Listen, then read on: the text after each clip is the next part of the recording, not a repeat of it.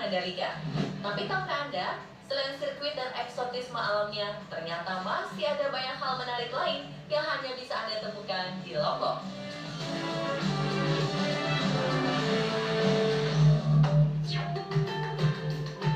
Mencari Putri Mandalika melalui tradisi bau nyale. Berwisata ke Lombok mencari ikan di laut tentu merupakan hal yang biasa. Tapi bagaimana jika Anda mengikuti tradisi mencari cacing laut?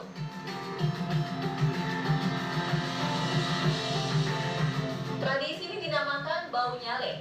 Setiap tanggal 20 bulan 10 dalam penanggalan suku Sasak atau antara bulan Februari dan Maret, ribuan masyarakat Lombok akan berbondong-bondong menangkap cacing laut di sepanjang pantai Pulau Lombok. Kumpulan cacing laut ini dipercaya sebagai jelmaan Putri Mandalika.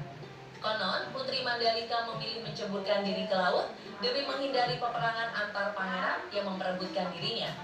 Sang putri yang menghilang dipercaya berubah menjadi cacing laut dengan warna-warni yang cantik. Tradisi ini sudah dilakukan turun-temurun. Prosesi menangkap cacing laut dimulai saat malam hari hingga terbit fajar. Menariknya, sepanjang malam itu juga akan dimeriahkan dengan berbagai kesenian tradisional. Nyale yang berhasil ditangkap nantinya dimasak dan disantap sebagai bentuk rasa cinta kasih kepada Putri Mandalika.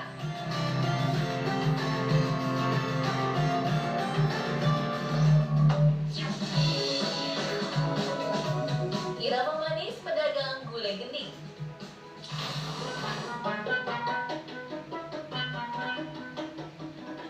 Pemirsa, ada yang bisa tebak apa pekerjaan Bapak ini?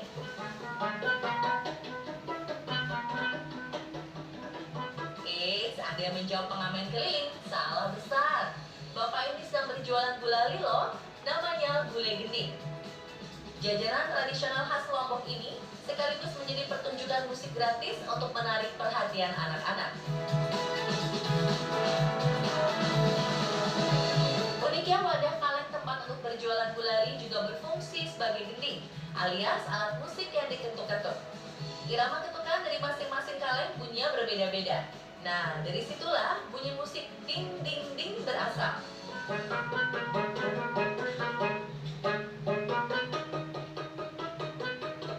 Musik yang dimainkan pedagang gulai gending juga bukan asal-asalan, melainkan alunan lagu-lagu daerah. Cemilan manis ini terbuat dari adonan tepung terigu, gula, dan air yang digoreng dalam minyak panas, kemudian diaduk, lalu ditarik hingga berbentuk serabut.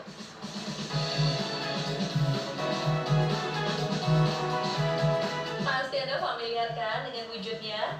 Kebanyakan orang menyebutnya dengan nama rambut nenek. Bedanya, gulai gending lebih istimewa karena cuma ada di Lombok.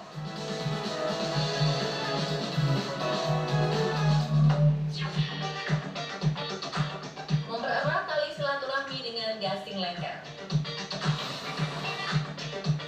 Pemirsa generasi 90-an pasti kenalkan dengan permainan ini. Sebelum populer, gasing modern dengan menggunakan baterai, inilah cikal bakal gasing yang sesungguhnya. Gasing lengker merupakan mainan tradisional Lombok yang diturunkan secara turun-temurun. Gasing ini bukan sembarang gasing, diperlukan keahlian dan kekuatan tangan saat memainkannya, sebab berat gasing ini bisa mencapai 3 kg.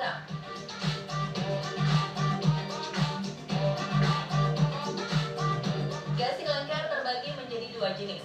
Gasing besar disebut pemantok atau sebagai pemukul, sedangkan gasing kecil dinamai penggorong yang akan diputar atau dipukul. Begasingan memiliki makna yang lebih dari sekedar permainan. Permainan ini juga sebagai penyatu untuk mempererat hubungan sosial antar masyarakat Lombok.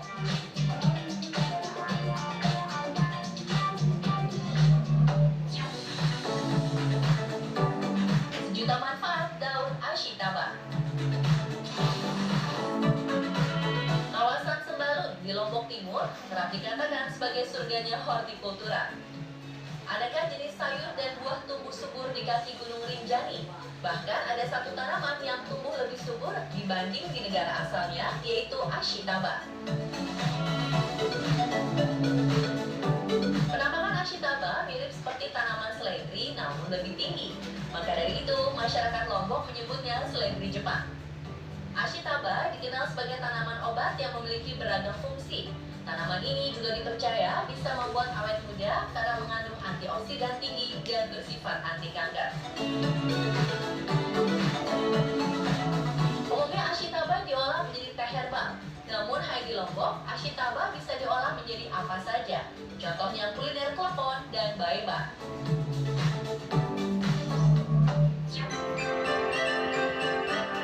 Melulur lantai dengan kotoran ternak.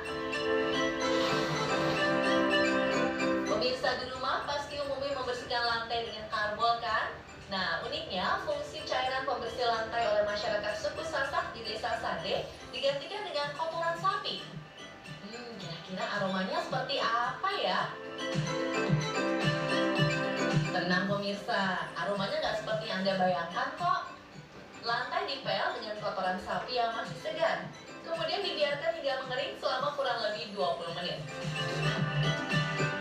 Barulah setelah itu lantai dibilas hingga bersih. Hasilnya, lantai rumah-rumah adat di Desa Sade terlihat kinclong dan bau tidak sedap pun hilang. Penggunaan kotoran sapi ini ternyata ada alasannya. Konon, kotoran sapi selain membuat lantai kinclong, juga membuat nyamuk enggan mendekat. Selain itu, kandungan kotoran sapi dalam material rumah ternyata juga bisa menghangatkan suhu ruangan. Wah, jadi penasaran ya, bagaimana rasanya menginap di rumah adat suku Sasak ini?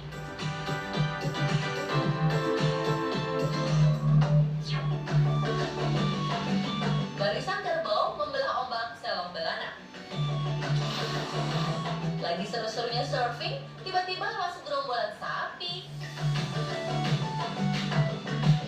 Ya, pemandangan unik ini hanya bisa Anda temukan di Pantai Selong Belana.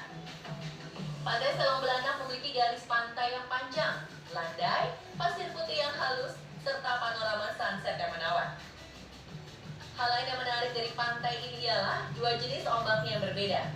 Pantai bagian barat memiliki ombak yang besar, sementara pada bagian lain ombak yang datang tidak terlalu besar.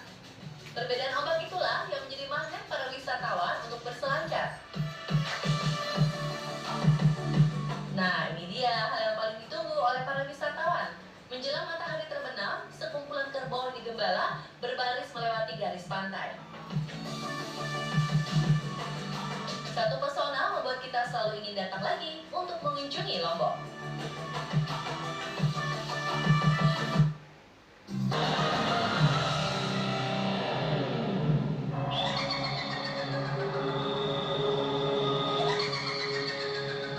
Pemirsa, wajar kiranya jika di dalam